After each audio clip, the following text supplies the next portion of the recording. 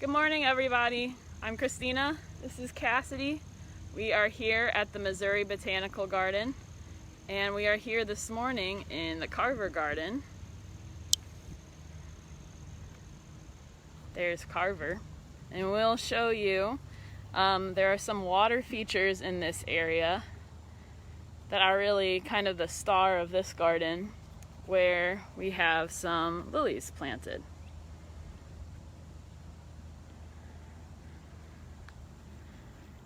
And Derek over here is working on pruning and feeding some of these lilies this morning.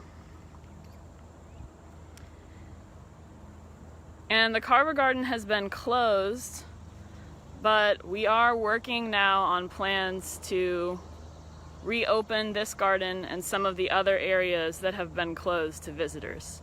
So we thought we would take you to those areas this morning, give you a little preview of what is going on and what you will soon be able to see in person. So definitely stay tuned on social media, and we will let you know as soon as those areas are open again.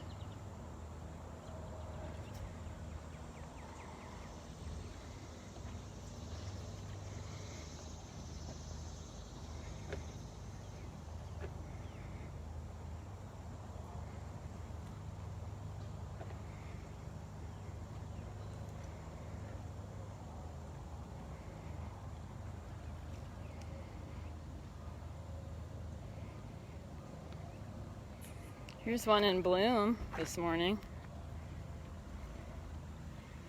What's the name on this one, Derek? Multitasking with being here.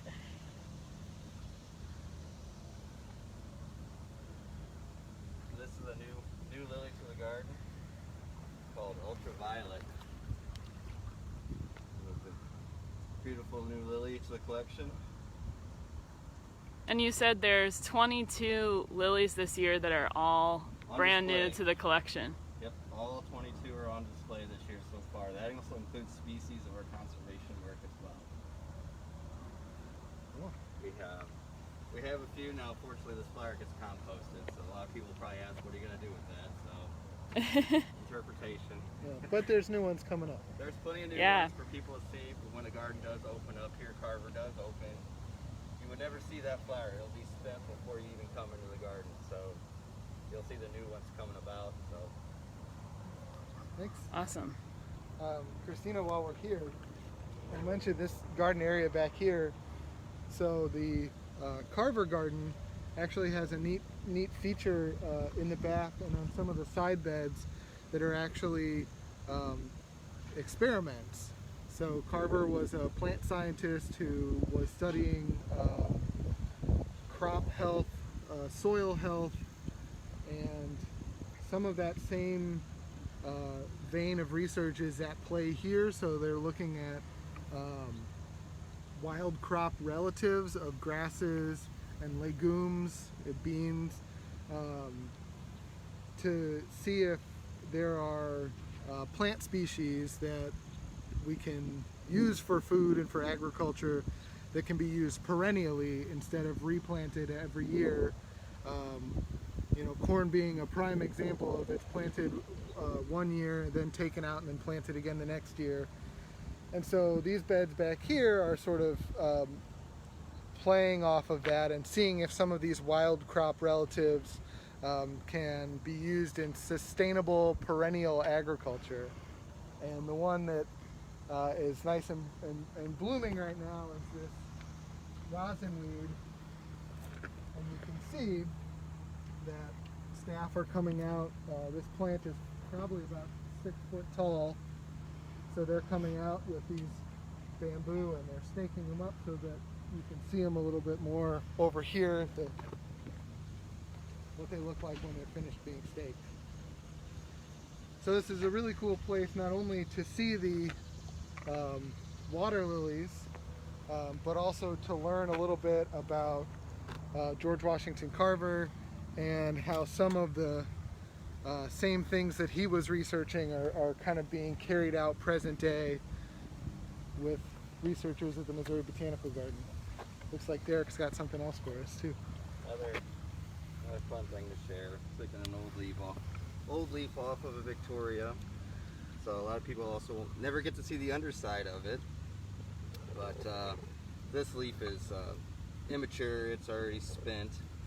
So now we're looking into pushing new growth. So you take the old growth off to force new growth. So the next pads will be larger. The Victoria it's much smaller in this pool compared to the typical ones that are in the central axis, because it was planted later, and we had a foul problem this year with geese and ducks. They like to destroy water lilies, so we were a little delayed on planting, and of course the delays with COVID. But very thorny. This is for basically ravishing all the material that tries to grow and encroach on its area, because as it floats across the water, it notices grasses, whatever may come up will destroy the plant material. So very beautiful leaf underneath that pigments of color, and then thorns all the way down the petiole. And then on the flip side is a very leathery surface that's repellent of water, so water can never fill up that pad and it'll continue to float. So That's very cool. fun little little fact for you guys. Yeah. And they can get big enough to put the Stanley Cup on, I've heard. Yes, let's bring that back. Let's go Blues. Thanks, Derek. Yeah, thank you.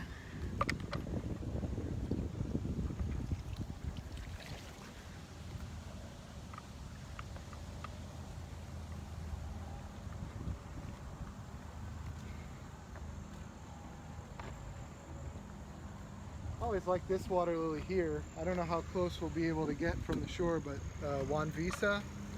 Just really like the color on that flowers, that sort of pink. I mean, it's like 3 different shades of pink. Yeah, and there's some yellow in there too, kind of like speckling throughout. Yeah. That's really nice. I wonder if I can get above it a little better.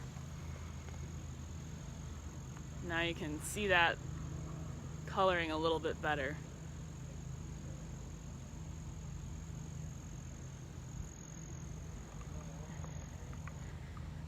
Quite a few of these in this pool are blooming, actually.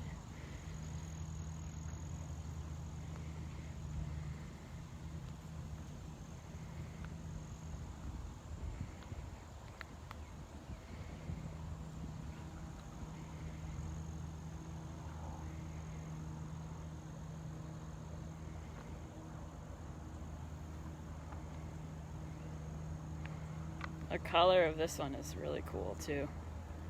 Just those bright, dark pinks.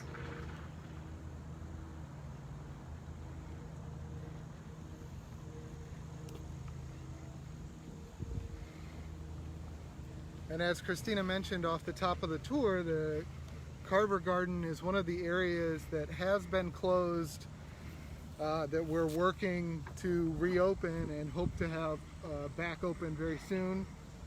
So just keep an eye on our social media pages for announcements about what other outdoor and even some indoor spaces that we're able to open for your next visit.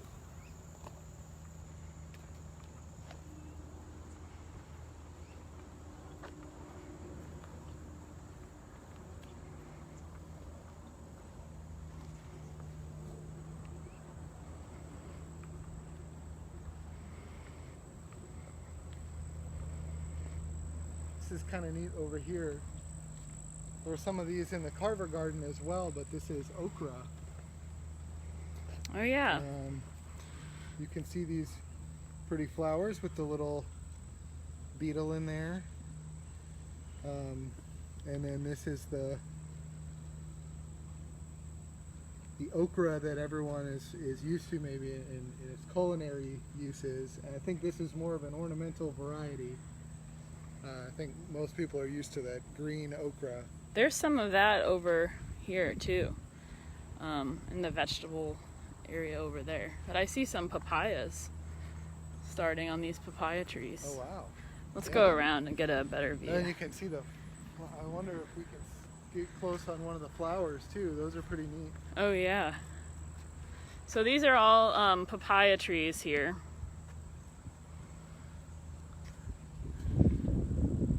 And you can see on the stem those little white flowers.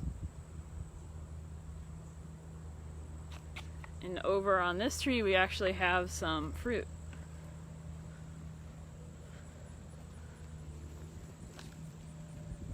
Baby papayas. Yeah.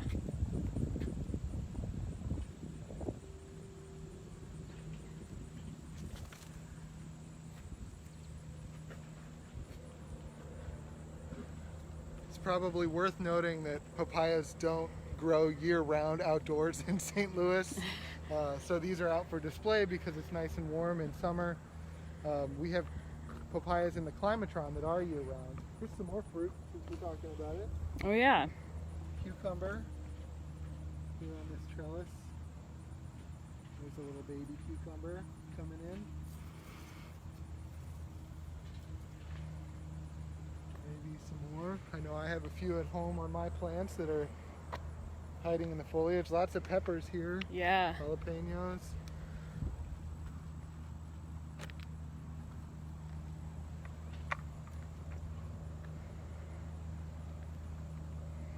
I believe this is corn. Oh yeah. Certainly looks like it. So corn and peppers. Over here, this is a pepper or maybe an eggplant. It looks like a pepper to me. But there is some eggplant in here. And peppers and eggplants, tomatoes, potatoes, all in the same botanical family, Solanaceae. So they're all related, even if the fruits look a little different, or in the case of potatoes, you're eating the root, the tuber. Yeah, here's an eggplant. See if I can. Oh yeah. You can see that fruit coming in. Yeah. And here's the greener okra that looks more like what you're used to.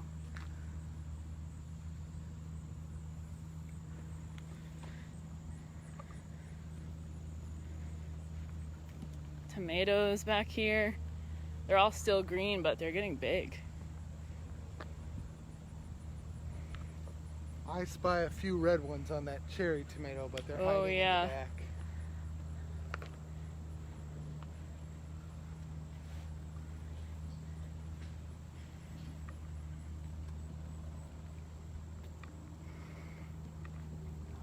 And these hanging baskets have just exploded even over the past couple of weeks.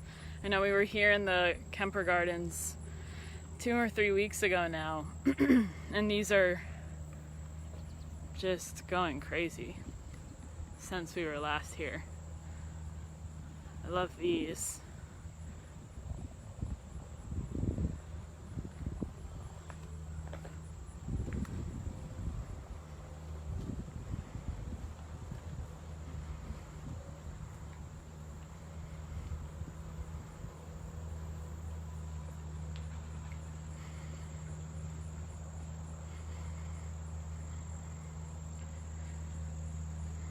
In these sections of the Carver Garden that we're walking through right now, these actually have been open and accessible for a few weeks now. So these would still be open as well. And again, we're just kind of taking a look at some of the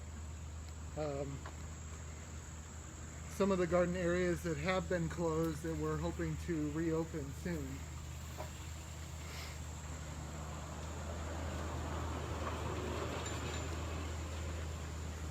Look at all the canna in here. I know, This we is should really pretty. pop in here.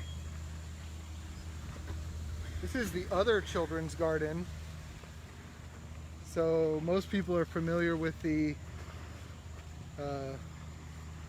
children's garden with slides and forts and general stores. But in Kemper, one of the gardens in Kemper is actually this children's garden. No slides, but lots of pretty flowers. Mm-hmm.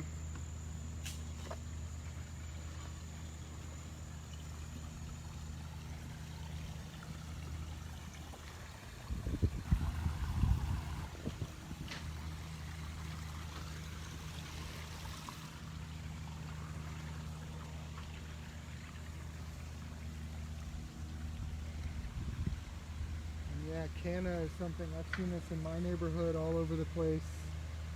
Yellows and reds and oranges. Really pretty summer flower.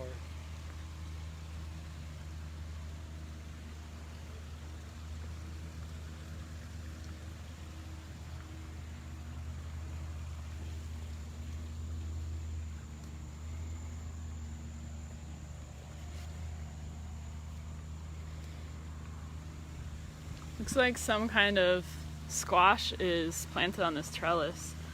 Oh yeah, look, there's one coming down. They plant all kinds of fun gourds here every year. I think the plantings themselves were a little bit late, but you can see the different ones kind of forming here and there.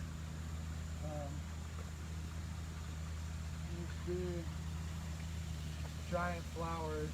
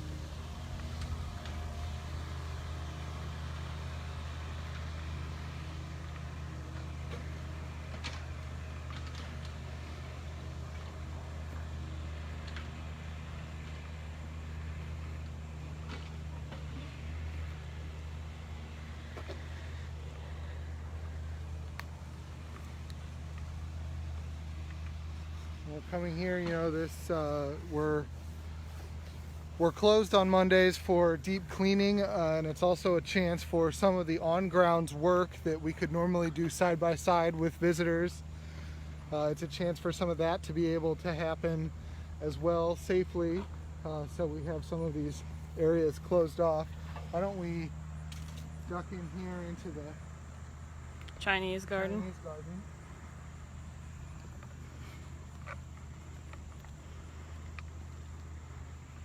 Looks like they might be doing some stone work.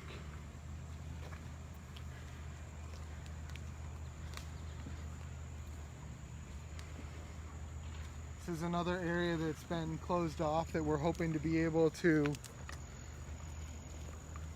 reopen even on just a part-time basis. Again, keep an eye on social media for announcements about additional garden areas, including the climatron that we're hoping to be able to reopen very soon for visitors.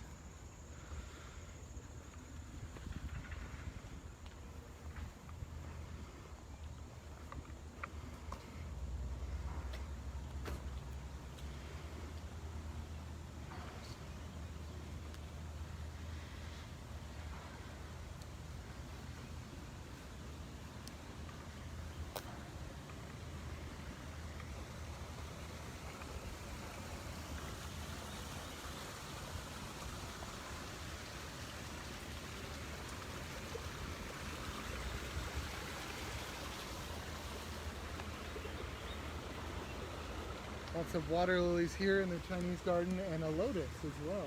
Oh yeah. Let's see if we can get closer to those.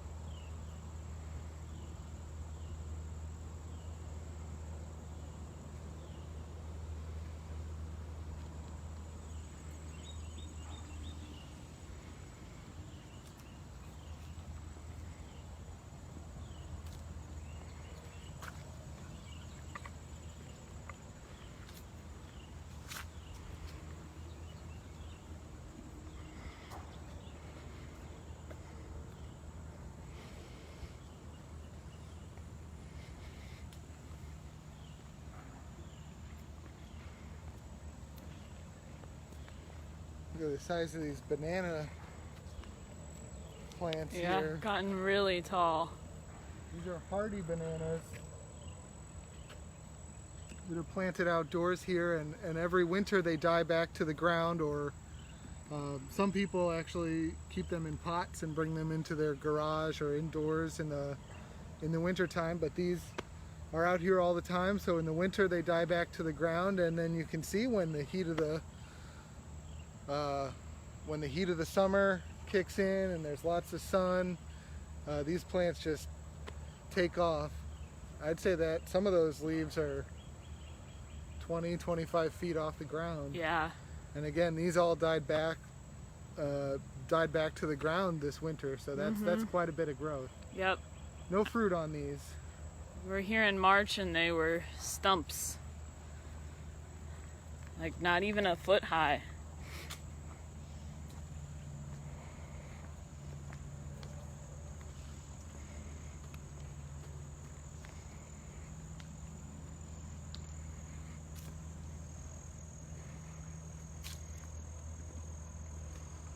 Sneak out here again. Hopefully, in the next visit, you may not see this in front of the Chinese garden.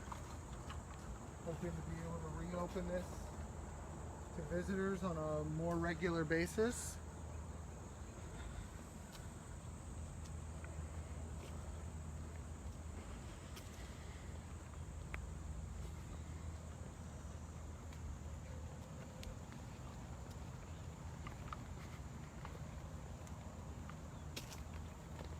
For people who maybe didn't see it last week, again, the Climatron is one of those areas that we are hoping to be able to reopen soon. And Kristina and I did a tour of the Climatron last week to show everybody what's going on in there. And that's up on Facebook or on our YouTube page. So if you go back and look, you can see that tour of the Climatron.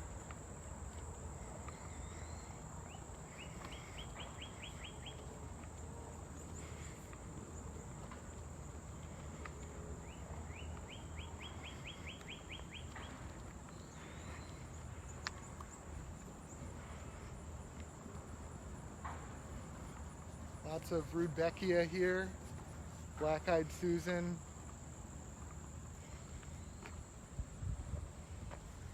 Bright yellow, lots of yellows and purples from native plants in these hot summer months, August and into September.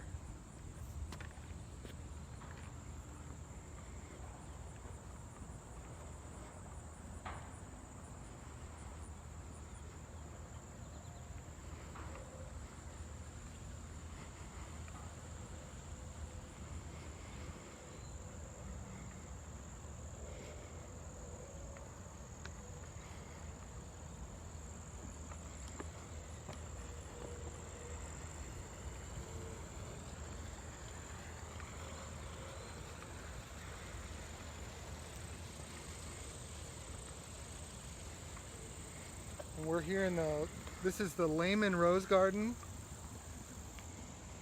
We've come through here a few times in the 4 months or so since we started doing these virtual tours. Just a handful of roses left still in bloom actually, but that's the neat thing about this garden is that it's layered with all sorts of different plants. So we've had roses and sage and boy, what else? Onions, ornamental onions, yeah. Lilies. There was some lilies. Some hyacinth really early in the season. Yeah. I mean this is a rose garden, but it's constantly sort of changing its color palette and its look as these layers, one comes in and another fades out. Irises, daylilies even.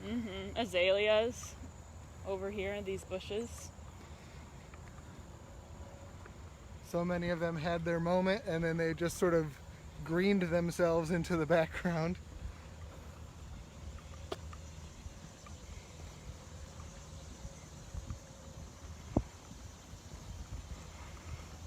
think, Christina, maybe we can head towards the herb garden. I think Sure. That's Another area. one of those that we're hoping to reopen soon.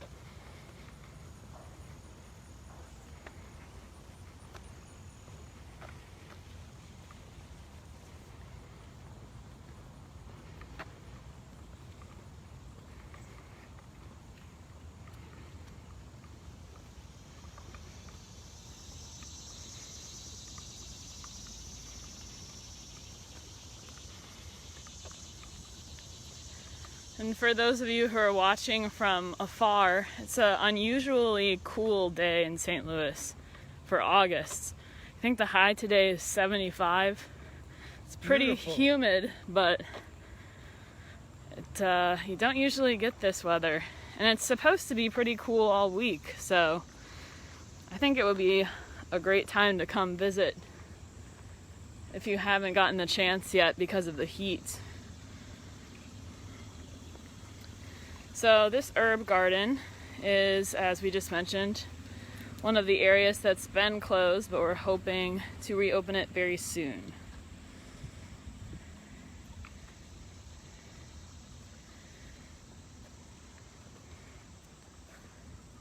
Some coxcomb.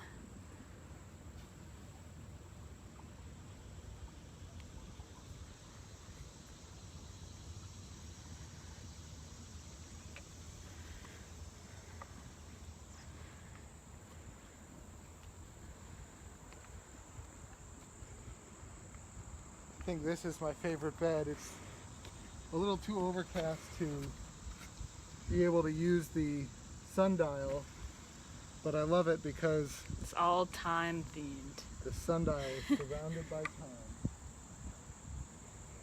That's great. It's like the living embodiment of a dad joke, so I really relate.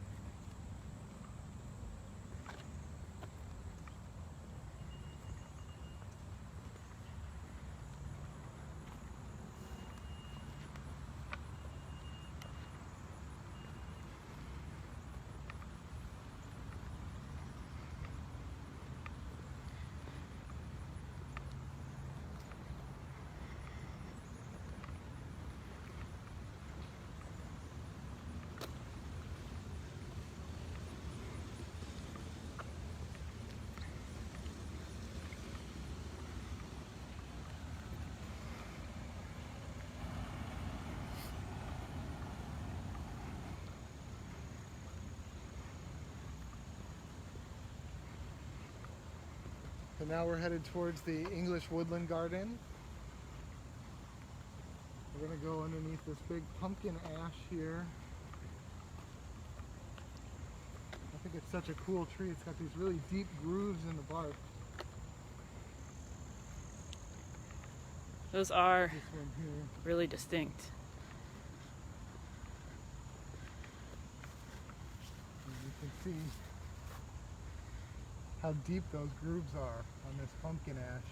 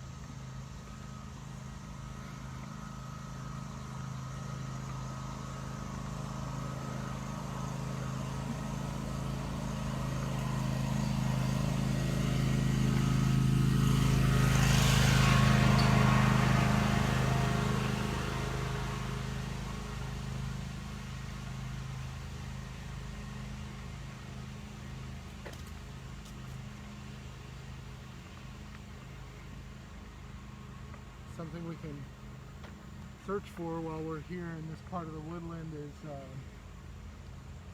surprise lilies. That's something that I've seen coming up throughout the garden, and I've seen them in people's yards as well.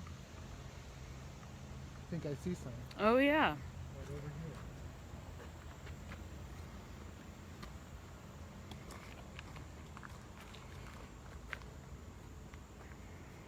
So these are called surprise lilies? Yeah, I think they actually have a couple of different names. So resurrection lily is another one. I'm not going to attempt to pronounce the botanical name, but they're in the amaryllis family. And I think one of the reasons that they have those common names is because you can see they come right out of there's no foliage, they just come right out of the ground, pop out in summer with these really beautiful pink flower heads.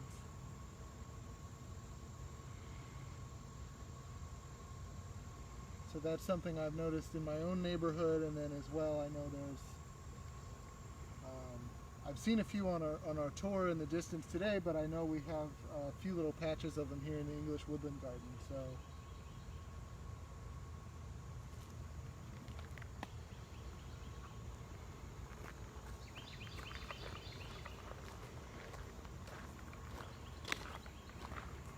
Yeah, there's some more up ahead actually. and there are some that are, so we're actually on a path right now that is generally closed to visitors. But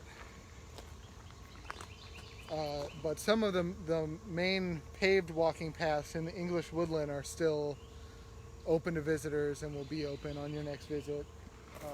I just happened to notice this while we were walking past, so I'll show this off. We were talking a little earlier about prickly plants. So this is the Japanese chestnut, and this is actually not too bad. The Chinese and American chestnuts, to pick those fruits up, those spikes are very, very sharp.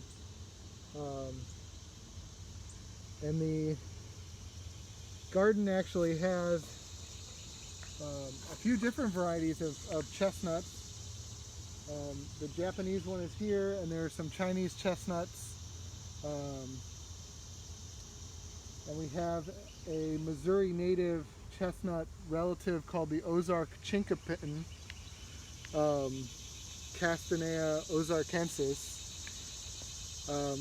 The problem with American chestnuts is that they're affected by a blight, and a lot of those trees, they were really massive trees growing in the eastern part of the country, were killed off by blight. And so there are places like the American Chestnut Foundation that are working to bring them back. And this just happens to be a Japanese variety that was at our feet, and I thought I would show it off because I think how anybody would think to break those open to get the seed inside.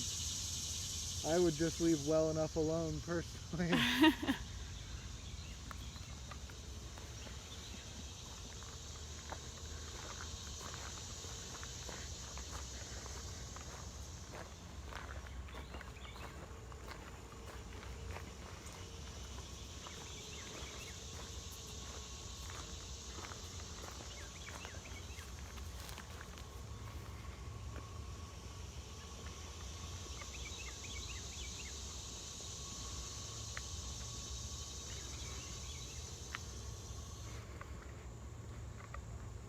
This is sort of neat. I'm not sure if this is Jack in the Pulpit or some other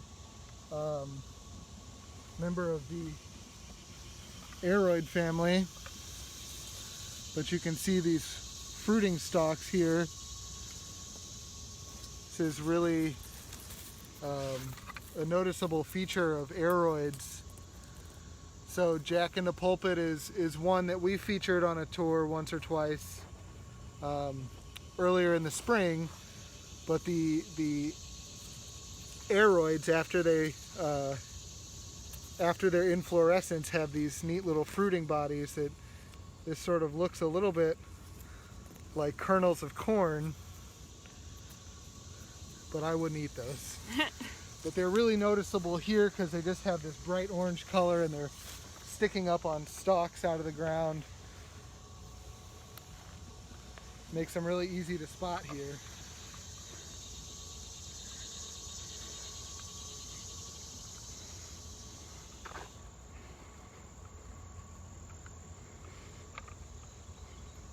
Some hibiscus and rose mallow here.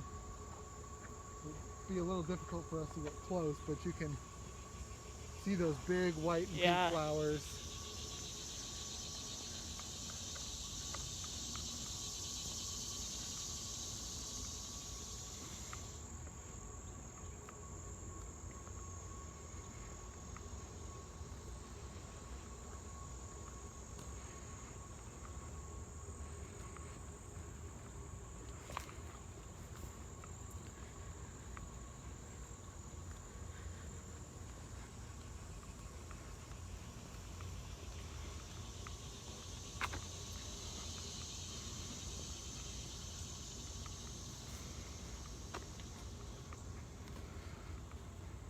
I wonder if we can check our little pawpaw patch over here and see if we have any fruits. Yeah.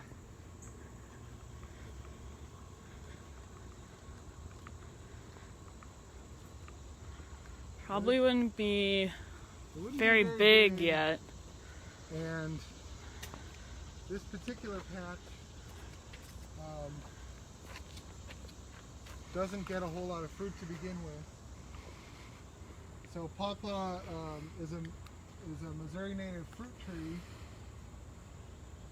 My favorite nickname is Indiana banana because it rhymes, but it does taste kind of banana-like. So I do see one little fruit up here. I don't know if we'll be able to point the camera at it. Oh, way up there, yeah. But one of the ways that pawpaw spread is by root sucker. Right there. And so if all of these trees are genetically the same, they're just not going to create very much fruit. They need different genetics in that pollination process to really provide an abundance of fruit. So these trees don't get a whole lot of fruit back here, but it's still neat to see. And in about another month or so, some fruits, if you find the right trees, they'll have hand-sized pawpaws, and when you cut it open, it kind of smells like banana, mango. It's a very tropical taste. Popular in beer and ice cream as a flavor. Yeah.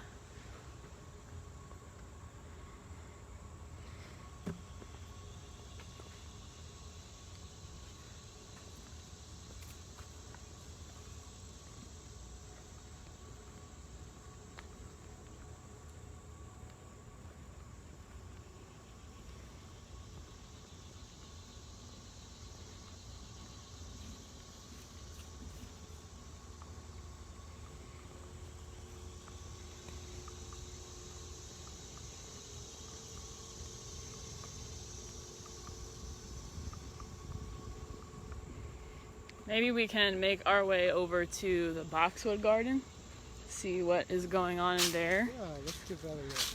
It's another one of those areas that we've been talking about. It's been closed because of close quarters in there to help maintain social distancing. But we are working on plans to reopen those areas, so the Boxwood Garden will soon be reopened. And we are going to take you over there to see what's going on.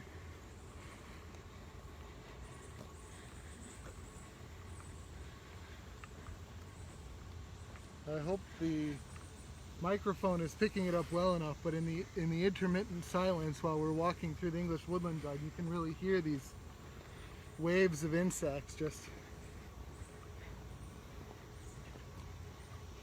making some chatter. Yeah.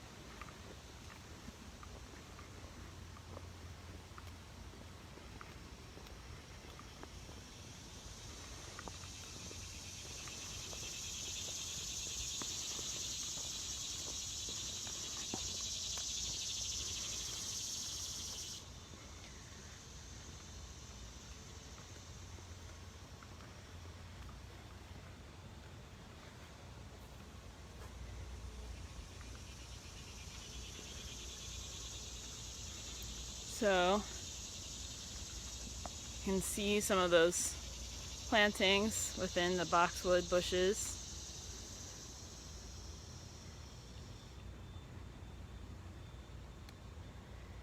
Getting ready to show off when this area reopens.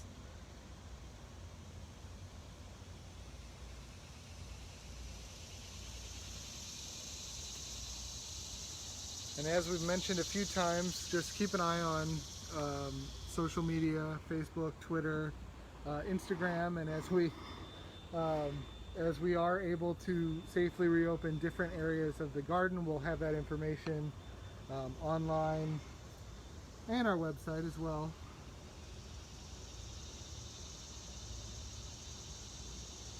And as Kristina mentioned earlier, it's going to be a fantastic week, so if you haven't already gotten your tickets, go online, find a pick day of the week, and plan to come and visit and enjoy what the garden has to offer. In the meantime, I think we'll go ahead and end our tour for today.